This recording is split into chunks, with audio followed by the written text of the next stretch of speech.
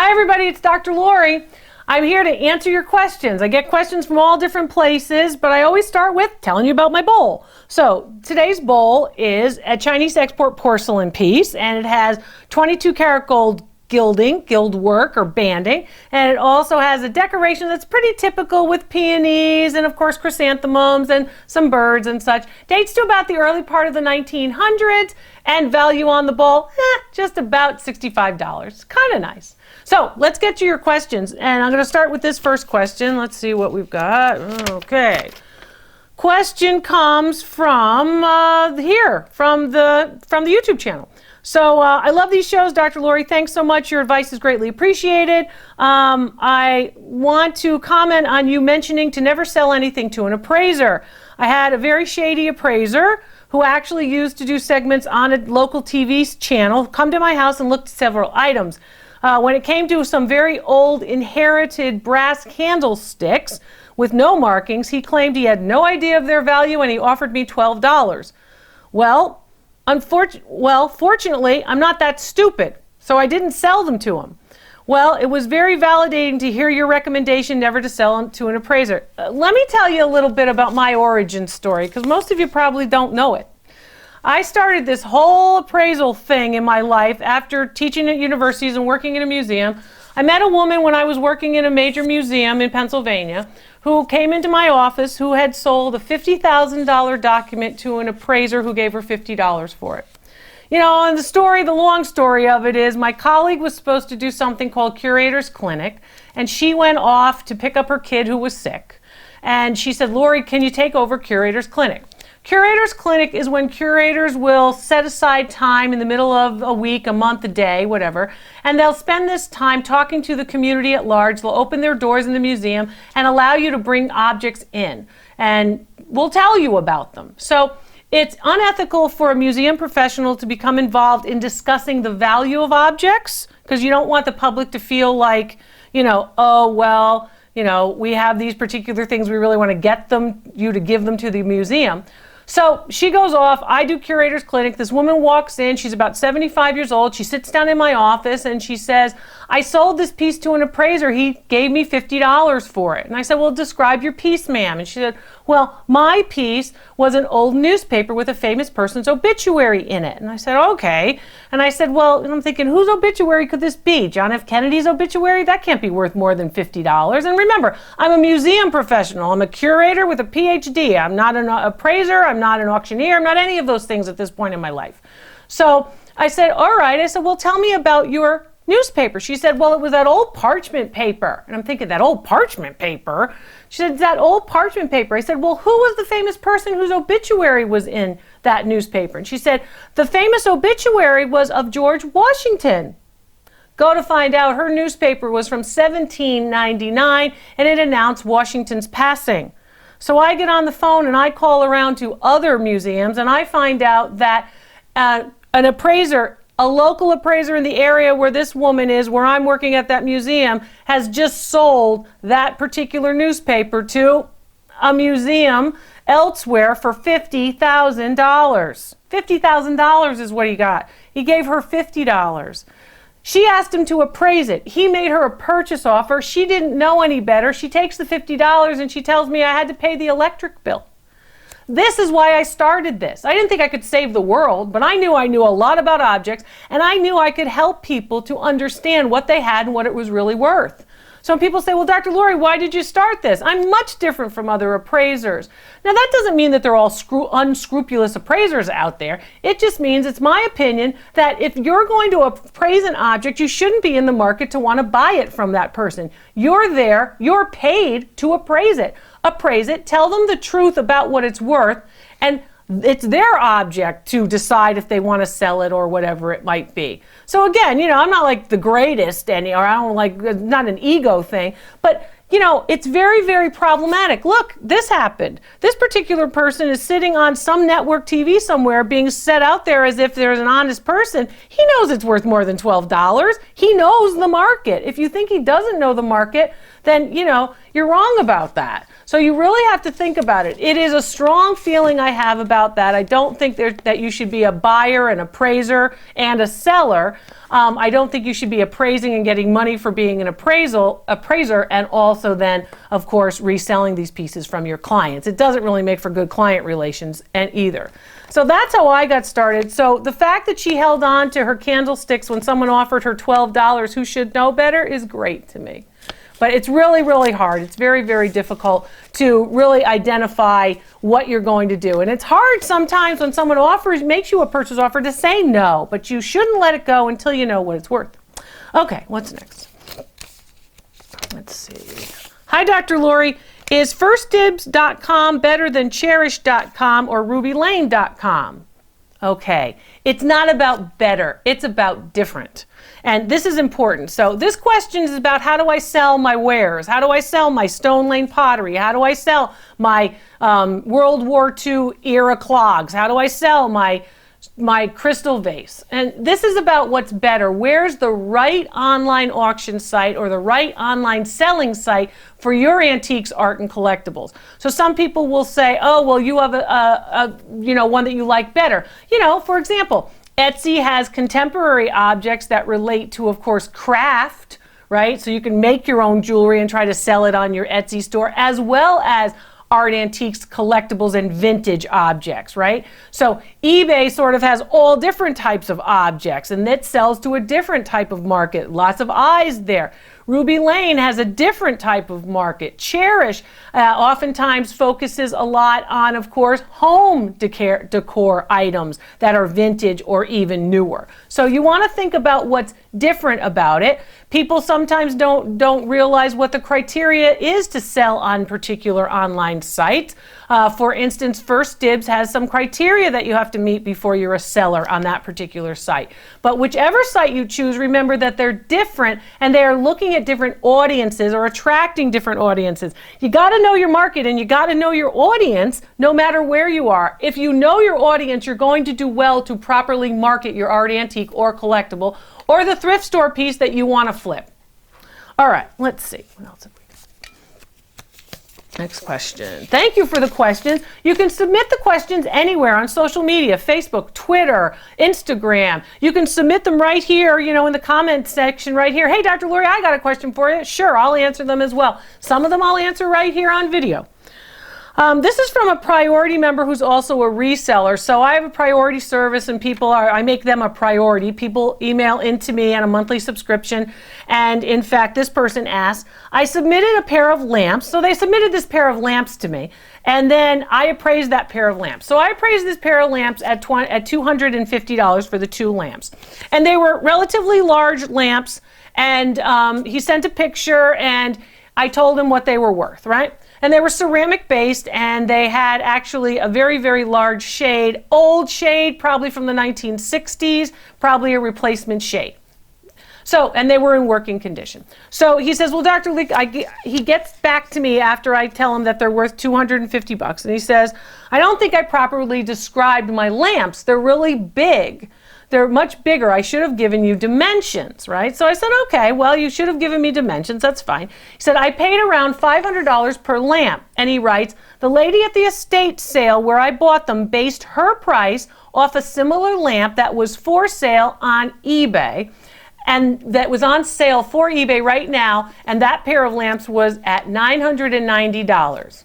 This is the difference between a list price or an asking price and a sales record and an appraisal, okay? They're like polar opposites. They're like fat and thin. They're like young and old. They're like polar opposites. They're the sold appraised value and they're the asking or list price, okay? A price, you've heard me say it 1,000 times. A price is a price, a hope, a wish, a dream. That's a price. You could ask anything. She at the estate sale is looking at eBay. She's not looking at sold eBay, and sometimes those aren't right either, but that's my opinion. But basically, you're looking at this and you're saying, okay, this particular thing is in fact $990 because somebody else chose that as the price. That's not the price. That's an asking or list price, but that's not the appraised value. I gave the appraised value, which is based on what someone actually paid. When they swiped a credit card, when they paid cash, when they gave them Apple Pay, however they paid, when they actually came to that exchange, right, that transaction exchange, that's the amount. And that's what's important about appraisals, and you've got to think about that. If somebody's making you a purchase offer, that's different. If somebody's saying this is what I would sell it for, that's different. An appraised value is over here, and that's based on many factors. The other thing about an appraised value that lots of you forget is that an appraised value has to be based on a correct identification. So you don't know if the person on eBay has correctly identified that object. You don't know if the person at the estate sale has correctly identified that object. So you have to make sure that you know what that is. My appraised value was the appraised value for those particular lamps. In that particular case, just because they were bigger didn't make them better. Let's see, what else? What other questions? It was a good question, though. Hi, Dr. Lori. My mother-in-law died recently at the age of 101. Okay. And she was a very special person. Well, I'm sure that's nice that you think that. She had her own jewelry store and collected snuff bottles. You know what snuff bottles are. Snuff bottles, of course, are those small bottles with a stopper, sometimes even a little scoop or a spoon, so you could basically hold your drugs, your snuff. In the late 19th, early 20th century, you'd snort it and, everybody would feel good. It was based on poppy. So snuff bottles, this woman had a collection. At the time of her death, she had about 70 of them. We're not wealthy people, this person writes, but we know that she had expensive taste and we found some wonderful things. So I was wondering if you could recommend someone in my area who could appraise these snuff bottles for a lesser fee than your fee. I hope this doesn't offend you, but we really would like to get this done. Well, let me tell you this. This does offend me. And here's why it offends me. If you can't understand that I am different from other appraisers, then you really don't want me or don't need me. Because what you've just done now is you said your prices are so high. You need to realize that you're going to get what you pay for. Some other appraiser might come in there and some other appraiser might do what that other person said. Oh, these snuff bottles aren't worth anything and I'll give you $12 for all of them. So you're going to get what you pay for. You're also not going to get that same level of expertise. And I say that because I earned that. Not because I think I'm great, but because I want you to realize that a lot of people will stand there and pose as experts when they're just not. So anyway, what I want you to understand is that sometimes what you have is of course, these people who are coming in posing as appraisers in some cases, and they're there to scout your stuff. They're going to see, how good are these snuff bottles? Can I get them for something? This kind of thing. And the fact that you're saying, oh, we're not wealthy, oh, poor us, oh, I don't want to offend you, is who cares about being offended? I don't really care. But basically, now you're basically saying, oh, well, poor me, don't you want to do something to help me? There are two things this person might be trying to do. He might be trying to really just get my price down. He might want me. He might want me to actually buy the pieces. And remember, an honest appraiser doesn't buy anything, in my opinion. The other thing that might be happening here that you want to also think about is this. For $49, you can do a video call with me for 10 minutes and get 3 items appraised. So that's about as cheap as it's going to get.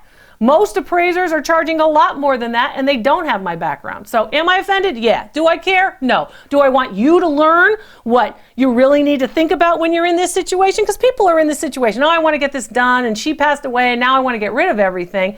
The other thing I would tell this person is don't sell them all to just one person, and don't sell them all in one group. They should be sold individually. Another tip for all of you. Okay, what's next? Let's see. Who's this?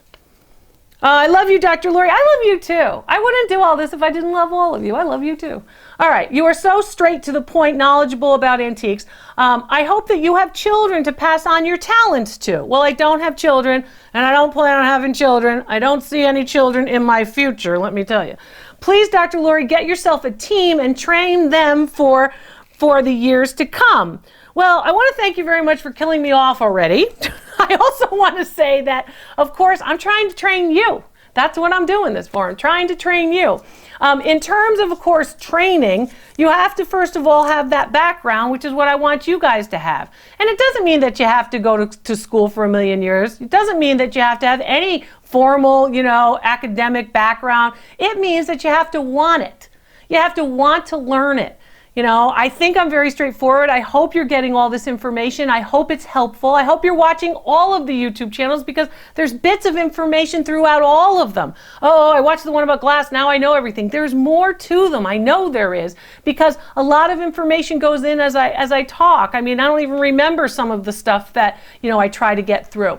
So I want you to think about how this all works. But in terms of that, it's a nice comment, but I want you to think about you being my trainees. I want you to succeed. I want you to learn it. A lot of you are doing this as a new job. A lot of you are doing this, you know, as your hobby that you really love. There are people who are right here, you know, your fellow YouTube followers, subscribers, who are going, Dr. Lori, I made $4,000 last month just following your YouTube channel. Dr. Lori, you showed me that $10,000 print. I didn't know who that artist was. I want you to succeed. That's why I'm doing it. Follow me, subscribe, ring the darn bell. Okay, anyway, back to this. All right, next question. It's kind of hard to open these.